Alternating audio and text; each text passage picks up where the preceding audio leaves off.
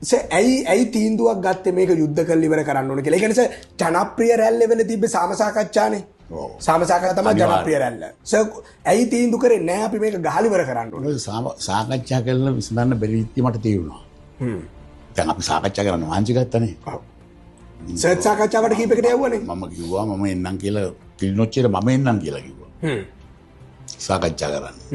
ඒ ඔක්කොම ප්‍රතික්ෂේප කරලා යුද්ධ ප්‍රකාශ කරොත් අපි මම කිව්වා ඒ මට එකපාරක් ගැහුවොත් මම ඉවර වෙනකන් ගහනවා කියලා. ඉතින් යාලා එකපාරක් ගැහුවා මම ඉවර කරනකම්ම ගැහුවා.